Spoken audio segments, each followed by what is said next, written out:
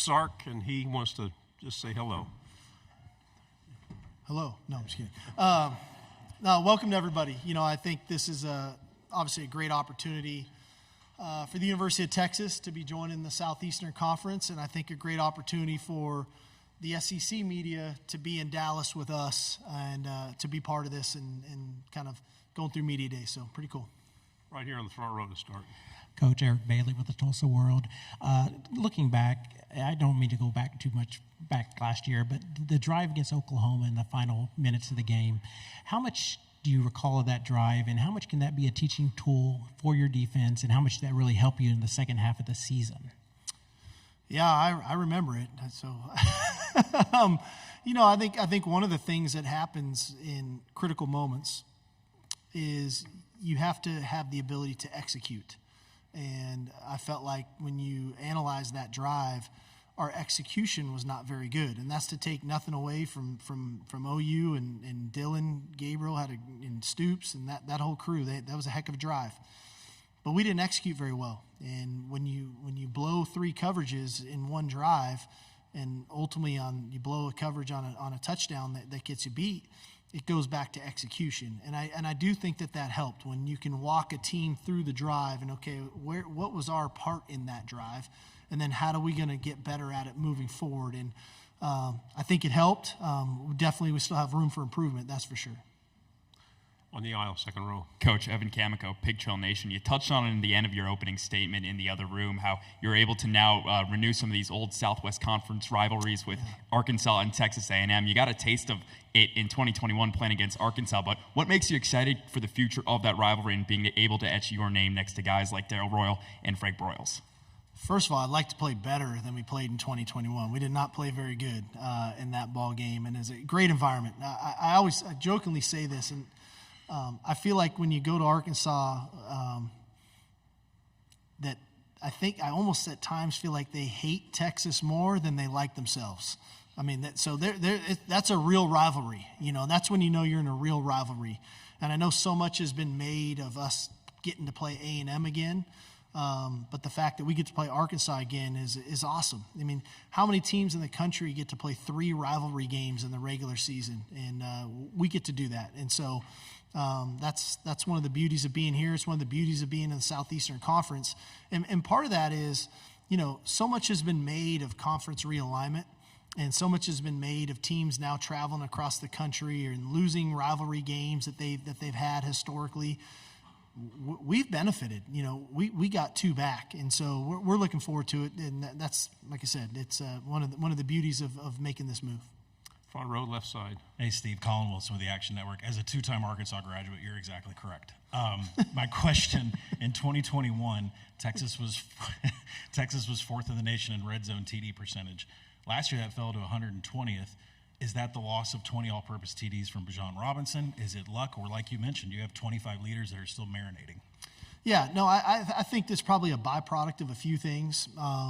We lost Bijan Robinson. Anytime you lose a top 10 draft pick at running back, that's going to affect some of your play. We lost Roschon Johnson too, who's a great player, and those 2 guys and the Wildcat aspect and some of the things that we like to do with him there. And then last year comes around, and every year is different, and we missed some opportunities that I thought we could have taken advantage of that could dramatically change that number. The play caller, me, probably maybe at times tried too hard and different things, and so you just get back to the drawing board. And like every year, you have things in areas things you want to work on, you want to place an emphasis on, and we've definitely done that. And I think we've got enough versatility in our offense to be a lot more effective in the red area because we're going to need to be. We work way too hard to get ourselves all the way down there and be so efficient between the 20s not to put the ball in the end zone. On the end, 4th row, and then pass it to the aisle. Jeff Howe, Horns 24/7. Sark, hate to go back to the red zone, but the OU game last year when they had the goal line stand, what did that do for Coach Flood's group, just the offensive line as a whole, in terms of how they spun that forward? And then with that unit's growth this year, how much of that is tied into Kelvin continuing to grow and reach his ceiling? Yeah, I mean, I think anytime you don't score on the goal line, the 2 people get criticized, or 2 groups. One is the offensive line, 2 is the play caller. right? And, we take pride in our work. Our offensive line takes a lot of pride in their work, and Coach Flood does a great job. I thought we were a lot more effective in those situations as the season went on and later in the year, and it showed. We got a little bit more creative and finding ways to, whether it was Murphy or Sweat and different people touching the ball. And so that then goes into who are we now? And to your point, Kelvin's maturation, he's no longer the young lineman, the freshman, sophomore left tackle. He's going into his third year. He exemplifies everything you'd want a Longhorn to be. But that's that group pretty much in general. You think about Hayden Connor, his experience. Think about Jake Majors and his experience at center. You think about DJ Campbell and Cole Hudson, who have both started multiple games at right guard. And so to go along with all this young talent that's coming up. And I think we've been really fortunate to have some consistency on the offensive line, which hasn't forced us to play young players too soon. So we've been allowed to develop a lot of young players that now, if we can get into some of the rotational stuff that we want to get into early in the season to get guys some experience, because we're going to need more bodies than just 5 or 6, right? We need to be prepared to play 8, 9, or 10 this fall. But I do think we have the talent to do it. We just got to make sure that we get them some experience. Left side, second row. Spencer McLaughlin, Locked On Podcast Network. You said in the other room, Coach, that you feel like this is the deepest and most talented team you've had, and now your 4th year at Texas. You lost several early round NFL draft picks at a variety of positions. I was wondering if you could expand upon how you feel like your team has reloaded to be even better without guys like Byron Murphy and Adonai Mitchell. Yeah, I think it varies by position group, right? And some of these guys that maybe you don't know all their names, like I'm going to give you a name, Anthony Hill Jr., who I think is the most underrated linebacker in the country. But he's a true sophomore. Maybe not everybody knows his name. I think that guy's poised for a great season. Cedric Baxter, a guy who was a starter as a true freshman for us the first 2 games of the year, hurts his foot, and he gets Wally pipped by Jonathan Brooks, who ends up being the first running back taken in the NFL draft. Well, Cedric Baxter is going to be a sophomore for us this year. Anytime you have a veteran quarterback, a third-year starting quarterback, what a luxury that is. Anytime you're returning 5 starting offensive linemen, what a luxury that is. But then I think about some of the additions we've made. I think about the addition of a Trey Moore and what his ability to rush the passer. I think about the addition of an Andrew Makuba at safety. Think about the addition of the 3 wideouts that we got out of the portal in Isaiah Bond, Matthew Golden, and Silas Bolden, not to mention an Amari Nyblack at tight end. So there's this nice influx on our roster of returning players who have grown up in our system, transfers that have come in to fill some voids that need to be filled, but also a really talented freshman class, whether you want to talk about a Colin Simmons or a Ryan Wingo, just to name a couple of those guys. Like this is a very talented team, but we're not one-dimensionally talented. It's talented and deep across the board at multiple positions with a wide range. We're not young, we're not old. We're just kind of in our sweet spot of where we need to be. On the aisle, on the right.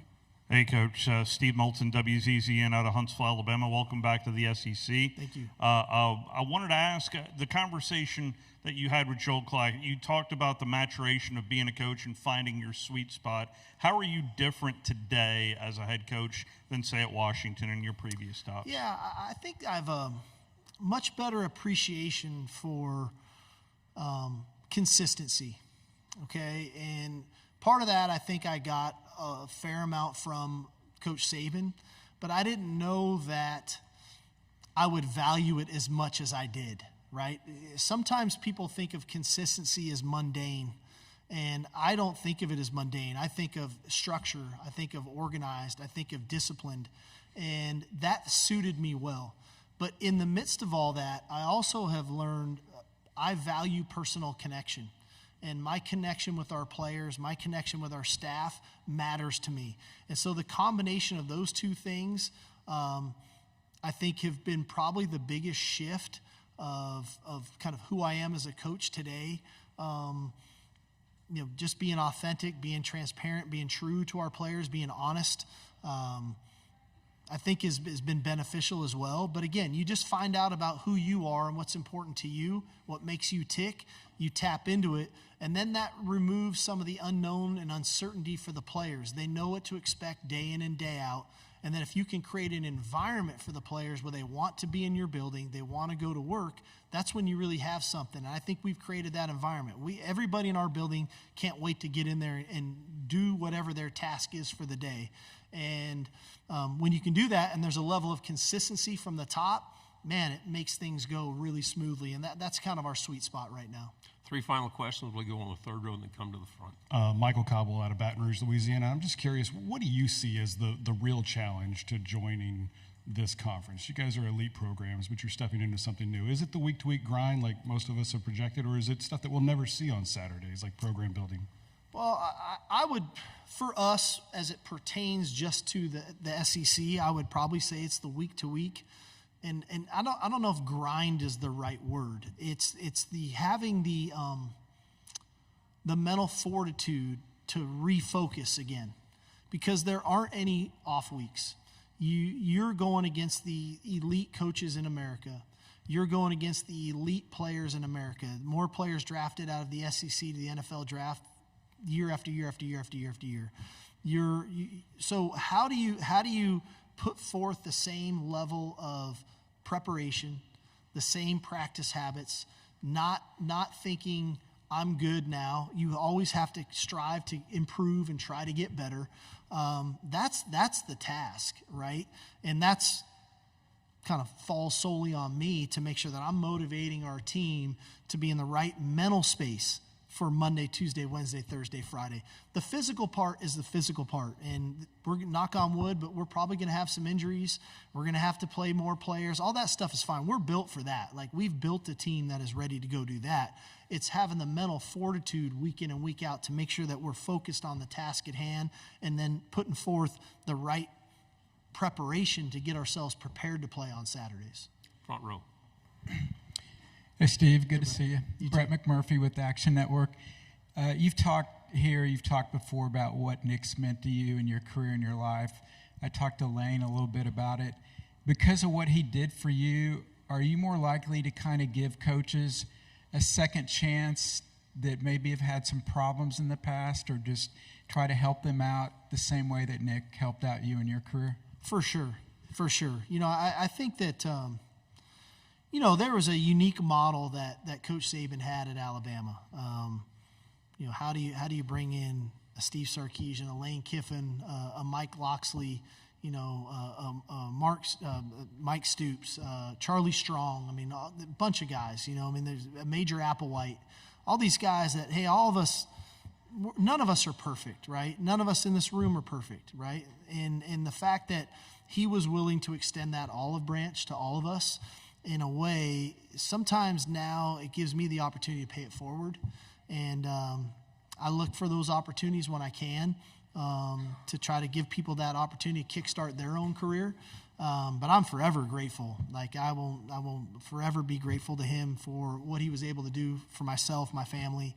And I think that's one of the biggest misnomers about Nick Saban, and Miss Terry for that matter. They're probably two of the most compassionate people that I've ever met. And everybody wants to see him throwing the straw hat at practice. Everybody wants to see the headset fly. Everybody wants to see the rant at the press conference and label him that that's who he is. But in reality, he's probably one of the most compassionate people that I've ever been around, and one of the more forgiving people that I've ever been around. And so that's what I kind of hold on to about him. One quick question right here. We're done. AP Stedham of AP and Kelly, as we see at syndicated radio. Coach, you've been through the transfer portal. What are some of the criteria you feel that makes you successful when you're bringing a player, and sometimes they know they don't produce, so you probably learn along the way. What are some of the criteria that you think you need to follow? Yeah, I think first of all, you have to say, when we go into the portal, there's some people like us or some not, but we go to the portal to fulfill a specific need. And some years you have more needs than others. And once you try to identify, okay, we have a need at a specific position, then you try to identify players that fit the profile of what we look for in that position. Once you can identify the list of the players that fit the profile, then you got to try to dig into do they fit the personality of who we are as a team? And it's like speed dating, okay? High school recruiting, I recruit these kids for 2-3 years, right? And then they decide, and then you get them. Well, in the portal, you might have 2 or 3 days to decide if I'm going to bring him on a visit, and then he might commit. And so how do you try to identify players that fit culturally what we're about? A lot of what we do is try to fall back into players that we've recruited previously, because that helps. We have a little bit of information on them. But hey, there's no science to portal recruiting right now. It's speed dating. Sometimes it feels like the first one to the door wins. Sometimes it's the ones that offer the most money wins. You just don't know. And so you just try to navigate that, and you try to take this big pool of players that all go in the portal and shrink it down as best you can to identify who we think best fits the University of Texas. Coach, very nice job. Thank you so much. Thank you all. Appreciate you.